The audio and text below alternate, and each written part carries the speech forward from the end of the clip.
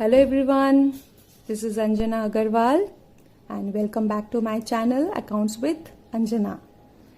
Today we are going to deal with cost of materials consumed and this is the fifth stair यानी पांचवी सीढ़ी to reach at the NPO का main gate. ठीक है, ये बहुत ही इजी टॉपिक है. चलो आज हम लोग इसको डील करते हैं. पहले आप ये समझिए कि cost of material consumed, what do we understand by the word consumed. Consumed मतलब होता है यूज करके खत्म कर देना. ठीक है, हर समय कंज्यूम मतलब खाना नहीं होता, बट यूज करके उसको खत्म कर देना. मान लीजिए मेरा एक एनपीओ है एंड एनपीओ है एक बच्चों का, से एक ऑर्फनेज है. मैंने देखा बच्चों के पास 4 स्केच पेन है. ठीक है, तो मैंने बोला कि अरे बहुत सारे बच्चे हैं, इतने सारे बच्चे हैं तो 4 स्केच पेन से तो नहीं होगा. मैंने क्या किया, मैंने और 6 स्केच पेन खरीदे. ठीक है, मैंने और 6 स्केच पेन खरीदे और उनको दे दिए. बोले कि बच्चे जाओ, आज तुम्हारा इससे ही काम हो जाएगा. तो they already had 4 sketch pen. हमने उनको 6 स्केच पेन और दिए. उनके पास अभी कितने हो गए हैं?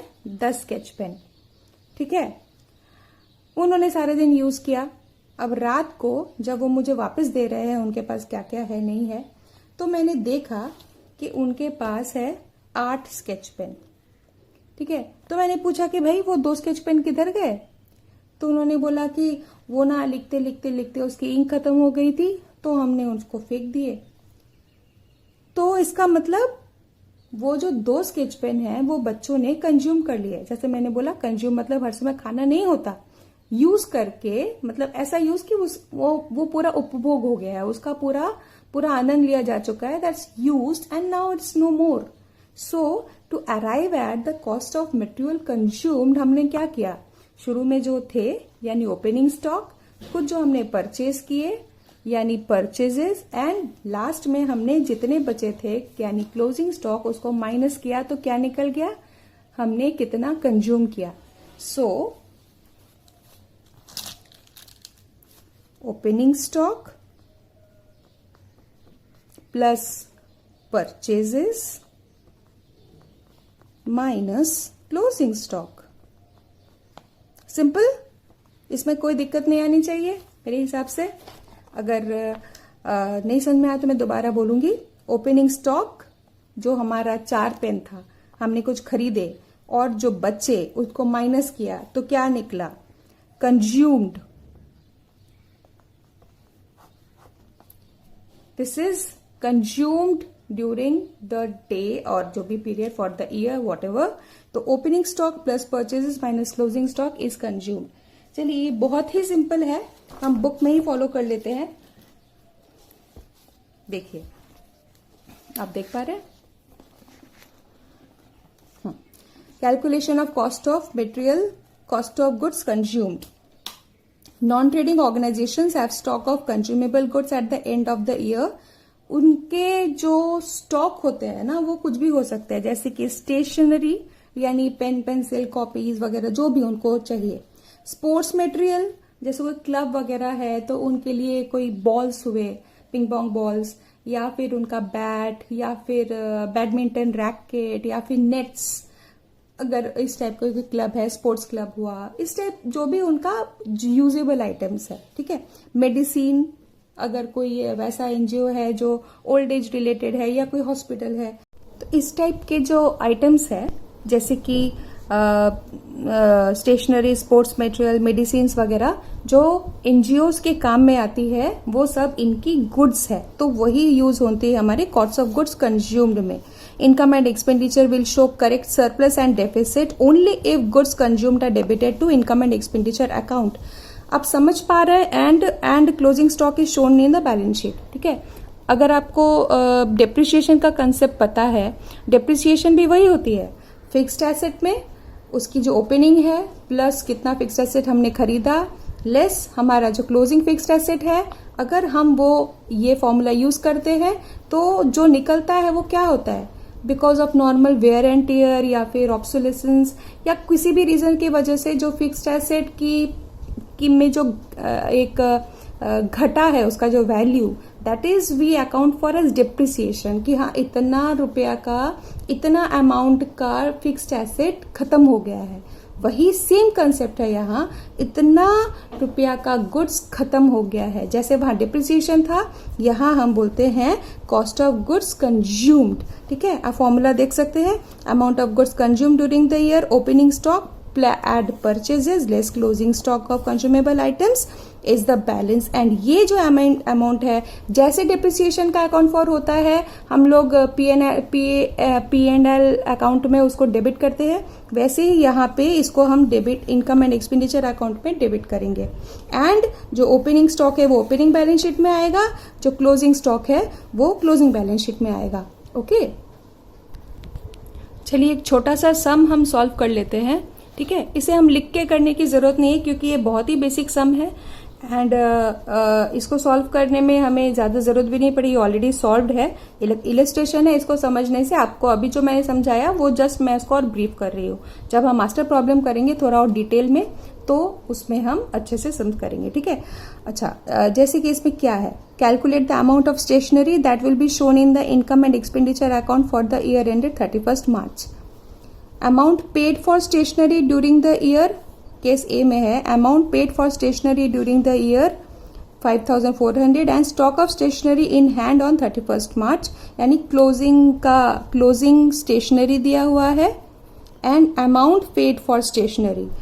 ये देखिए यहाँ पे आप ये सोच सकते हैं कि ये तो परचेजेस नहीं है, तो मैं इसे परचेजेस नहीं है तो मैं क्या समझूं, क्योंकि यहाँ पे और कोई भी डिटेल दिया हुआ नहीं है तो हम इसे ही ये मान के चलेंगे कि हमने ये अमाउंट पे किया है। हाँ, ये बात आपका जरूर है कि आपको ये लगेगा कि क्या ये अमाउंट सिर्फ इसी साल का है या कि पिछले साल का भी तो हो सकता है। तो हाँ भाई, ये हो सकता है, जरूर हो सकता है ये इस साल, क्योंकि अमाउंट पेड है वो इस साल का भी है, नेक्स्ट ईयर का भी हो सकता है, एडवांस हो सकता है, कुछ भी हो सकता है। बट क्योंकि हमारे पास और कोई डिटेल नहीं है, हम इसे ही परचेजेस का अमाउंट मान के चलेंगे। ठीक है, तो payment made for stationery less, क्योंकि ओपनिंग स्टॉक भी नहीं है तो payment made less closing stock is stationery consumed. Okay, second sum B, stock of stationery. यहाँ पे क्या है, इसी सम में ओपनिंग स्टॉक भी दे दिया, मान लीजिए। ठीक है, ओपनिंग स्टॉक दे दिया as on 1 April, payment made for stationery and less closing stock, same. Okay, easy. Opening stock of stationery add payment made less stock of stationery as on 31 March, stationery consume during 18-19, ये आ गया हमारा opening plus payment यानी purchases भी बोल सकते हैं, minus closing is equal to हमारा स्टेशनरी कंज्यूम्ड। चलिए, अब अगर हमें ये बेसिक चीज समझ में आ गई है तो अब थोड़ा डिफिकल्टी लेवल को बढ़ाते हैं। अभी तक हम जो कर रहे थे उसमें हम ये मान के चल रहे थे कि जो परचेजेस हुए हैं उसके लिए पेमेंट हो गया है, यानी ऑल आर कैश परचेजेस। अगर ऐसा सिनेरियो हो कि हम क्रेडिट परचेज भी करते हैं, जो कि एक्चुअली होता है, हर समय हम लोग हर कुछ पूरा अमाउंट कैश में नहीं दे सकते, तो हमें क्रेडिट परचेजेस करनी पड़ती है, राइट। तो इन दैट केस हमें 2 या 3 अकाउंट्स खोलनी पड़ेंगी। एक होगा क्रेडिटर अकाउंट, एक होगा जो हमारा गुड्स अकाउंट है, that can be stationery, medicine, जो भी हमारा सामान है वो। ठीक है, ये 2 अकाउंट हमें खोलने पड़ेंगी। अच्छा, इसको लेकर के जो सम्स होंगे उसको करने से पहले मैं आपसे 2-3 एंट्रीज डिस्कस करना चाहती हूँ। मुझे सबसे पहले बताइए, अगर हम परचेज करते हैं तो अगर हम क्रेडिट परचेस करें तो हमारी एंट्री क्या होती है। मान लीजिए हमने स्टॉक खरीदा या हमने स्टेशनरी खरीदी, लेट्स से स्टॉक खरीदा। ठीक है, तो हमने स्टॉक खरीदा फ्रॉम ए, तो हम क्या एंट्री करेंगे, stock account debit to a being credit purchase of stock made from A। ठीक है, तो से यहाँ पे हमने 100 रुपए का स्टॉक खरीदा। ये ए कौन है? हमारा क्रेडिटर। हम यहाँ पे इसी एंट्री को stock account debit to creditor लिख सकते हैं, कोई दिक्कत? ओके। दूसरा चीज है, अगर हम कैश परचेस करें तो एंट्री क्या होगी? Stock account debit to cash या बैंक, जो भी, ठीक है, इसमें भी कोई दिक्कत नहीं है। Stock account debit to creditor, stock account debit to cash, दोनों ही सूरतों में हमने इसमें पैसे दिए और स्टॉक आ गया, इसमें हमने क्रेडिटर तैयार कर लिए हैं। और दूसरा, अब कुछ दिन बाद जब हम लोग इन जो क्रेडिटर हैं इनको कुछ पेमेंट करेंगे तो हम एंट्री क्या करेंगे? Payment made to creditor. क्या होगा? क्रेडिटर क्या है? लायबिलिटी। तो उसको जब पे करेंगे यानी क्रेडिटर खत्म होगा, क्रेडिटर कम होगा, तो क्रेडिटर को हम लोग क्या करेंगे? डेबिट। ठीक है, तो creditor account debit to cash या बैंक, हमने पे कर दिए, being amount paid to creditor.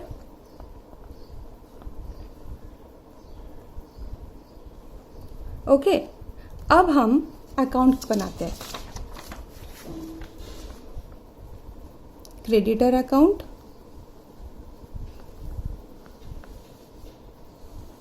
और हमारा जो स्टॉक है यानी स्टेशनरी या कुछ भी, तो स्टेशनरी अकाउंट। ठीक है, हम ये कैसे कैसे बनाएंगे, इसमें क्या क्या आइटम्स आएंगी वो हम डिस्कस करते हैं। क्रेडिटर क्या है? Liability account. इसमें सबसे पहले तो ओपनिंग बैलेंस आएगा, तो इसको ओपनिंग बैलेंस लायबिलिटी अकाउंट का किधर आता है? डेबिट या क्रेडिट? क्रेडिट में आता है।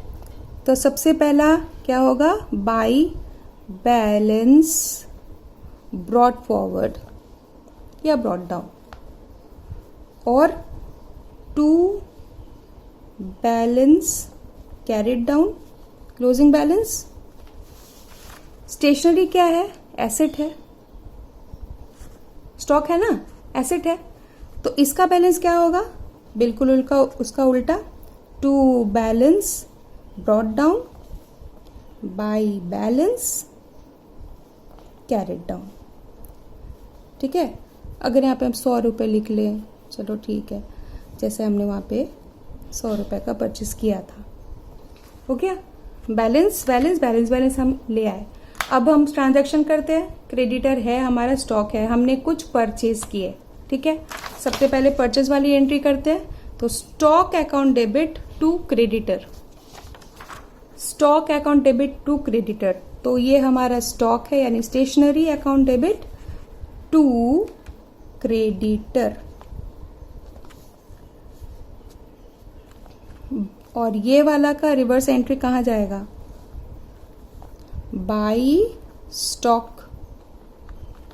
ऐसे ही होता है ना, जो अमाउंट यहाँ आएगा, जो डबल एंट्री है वो यहाँ आएगी, stock account debit to creditor.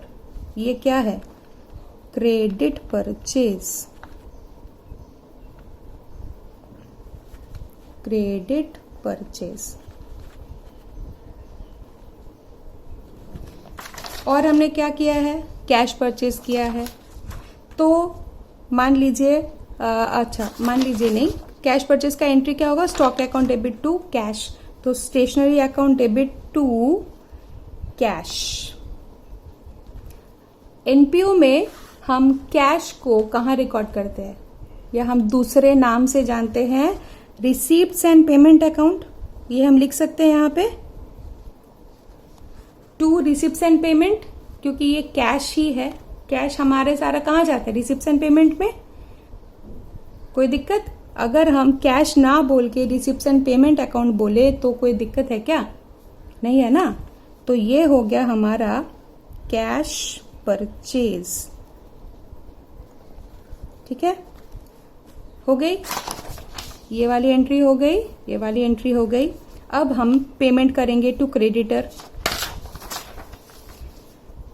Payment करेंगे टू क्रेडिटर। उसकी एंट्री क्या होगी, creditor account debit to cash, ठीक है। तो वो भी वही होगा, टू कैश। इस कैश को भी हम to receipts and payment account बोल सकते हैं, ठीक है। चलो इसको क्लोज करते हैं। देखो इसमें क्या क्या आ गया स्टॉक अकाउंट में। स्टॉक अकाउंट में क्या क्या आ गया, ओपनिंग था, हमने खरीदी करी, क्रेडिट परचेस किया एंड कैश परचेस किया। क्लोजिंग बैलेंस आ गया है, जैसे अभी हमने डिस्कस किया, opening plus purchase minus closing, तो क्या आएगा हमारा कॉस्ट ऑफ मटेरियल कंज्यूम्ड। और वो क्या है, जैसे डिप्रिसिएशन है, जैसे depreciation P and L account में डेबिट होता है, वैसे ये इनकम एंड एक्सपेंडिचर अकाउंट में डेबिट हो जाएगा। तो यहाँ पे हमारा जो बैलेंसिंग फिगर आएगा वो होगा by income and expenditure account material consumed, balancing figure.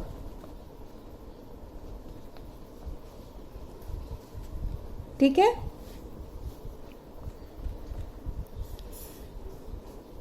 And अगर हम क्रेडिटर को क्लोज करें तो यहाँ पे क्या आ गया है, हमारा ओपनिंग है, ठीक है। हमारे पास कुछ क्रेडिटर थे, हमने कुछ और खरीदी करी, हमने क्रेडिटर के अमाउंट को बढ़ा लिया और भाई लेनदार बढ़ा लिए, ओपनिंग हुआ और लेनदार बढ़ गए।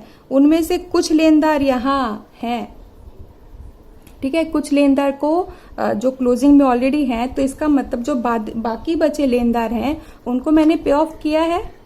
तो ये हमारा बैलेंसिंग फिगर बनेगा।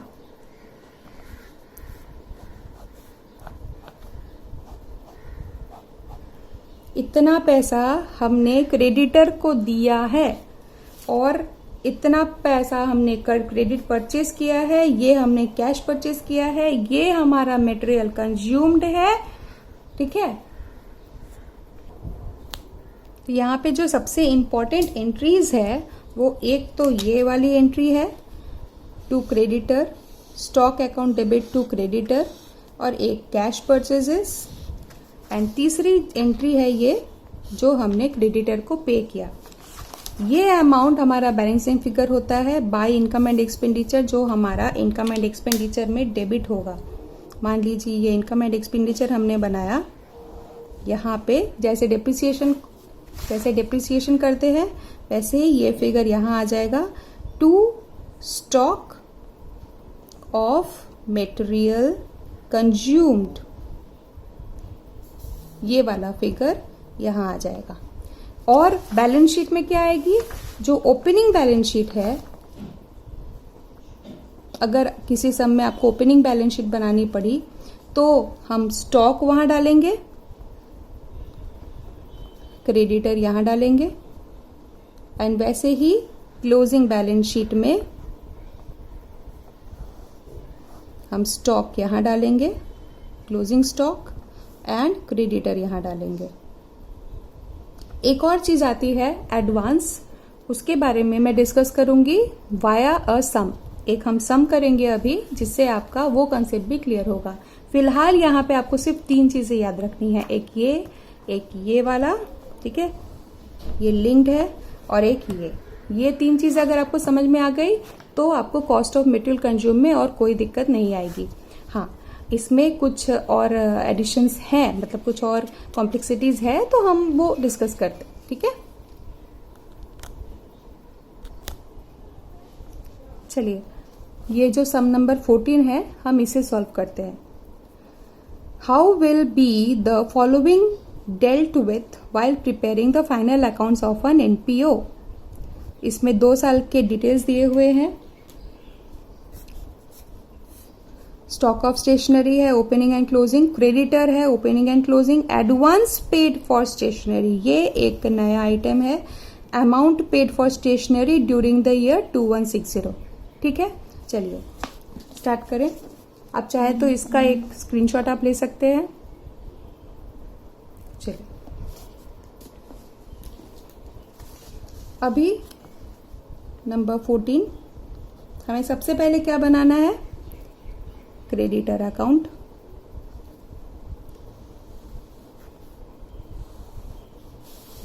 और stationery account.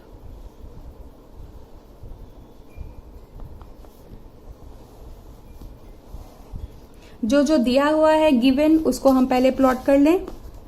Stock of stationery opening closing, creditor for stationery opening closing. तो क्रेडिट स्टॉक ऑफ स्टेशनरी के लिए to balance brought down 600 by balance carried down 100। Creditor liability account है, by balance BD 400 to balance CD 260 रुपए। ठीक है, ये हमने कर लिया। अब देखो क्या है, एडवांस पेड फॉर स्टेशनरी। कई बार ऐसा होता है कि हम कोई चीज खरीदने के लिए पहले से ही कुछ एडवांस दिए हुए रहते हैं, तो ये एडवांस हम किसको देंगे? क्रेडिटर को ही देंगे ना। तो हम अगर एडवांस देते हैं तो वो हमारे लिए क्या होता है? Advance is any time if we are paying it, if we are paying an advance, it is an asset for us, right? तो ये जो एसेट है इसको हम क्रेडिटर में एज एन एसेट लिखेंगे। To opening advance paid, opening balance कितना amount है? 40 रुपए। और by advance paid closing balance कितना अमाउंट है? 60 रुपए।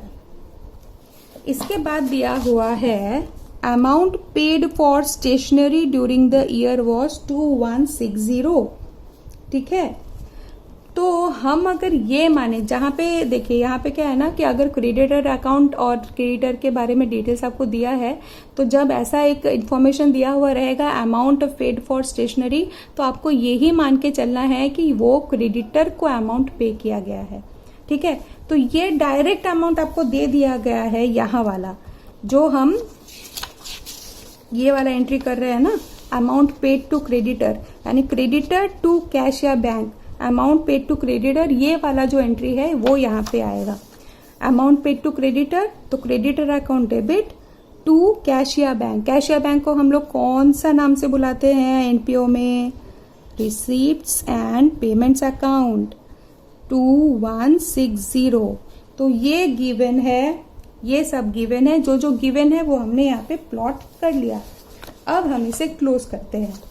ठीक है, तो यहाँ पे हमारे पास ज्यादा इंफॉर्मेशन क्रेडिटर में है, उसी को लेके चलते हैं। तो क्रेडिटर को हमारे पास क्रेडिटर को दिया हुआ कुछ एडवांस है, हमने उसको कुछ पेमेंट भी कर दिया है, ओपनिंग है, क्लोजिंग है। ठीक है, तो यहाँ पे क्या निकलना बाकी है? यहाँ पे निकलेगा हमारा क्रेडिट परचेज, है ना, जो आता है ना ऐसे, ये वाली entry stationery account debit to creditor यानी क्रेडिट परचेज, वो हमारा इस इंफॉर्मेशन से निकलेगा। फिर वो इंफॉर्मेशन यहां हम प्लॉट करेंगे एंड फिर हमारा ये निकलेगा जो इनकम एंड एक्सपेंडिचर हम यहां निकालते हैं। ठीक है, तो यहां पे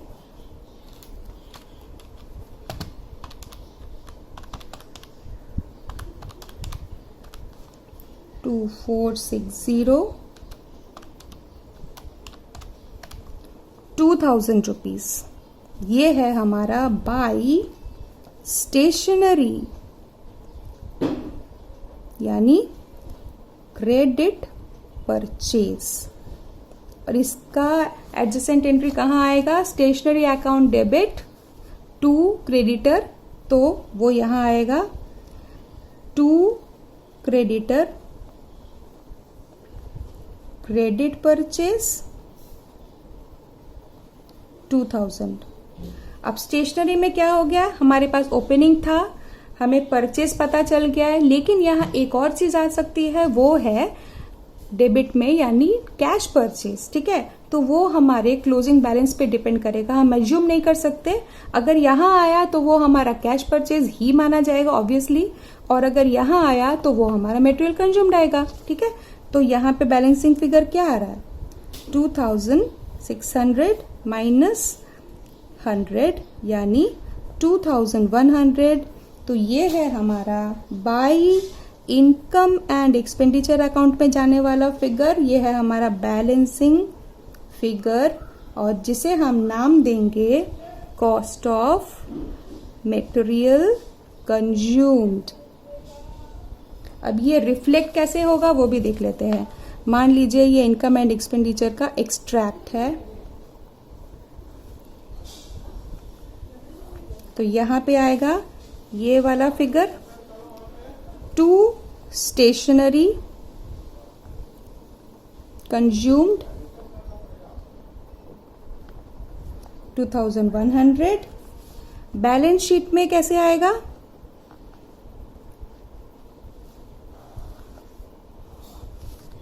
क्लोजिंग स्टॉक हमें पता है, तो क्लोजिंग स्टॉक आएगा यहाँ पे, क्लोजिंग स्टॉक कितना रुपया है, 100 rupees. Closing stock 100 rupees.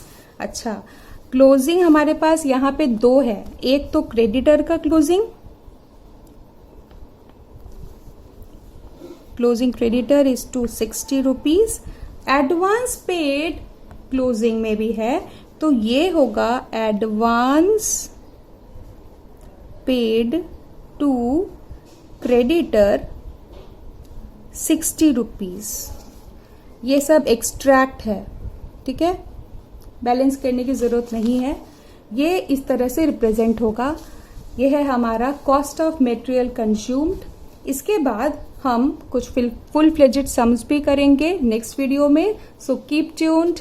I hope you have understood. If not, please do comment and tell me which portion do I need to clarify. Okay, so thank you. Bye bye.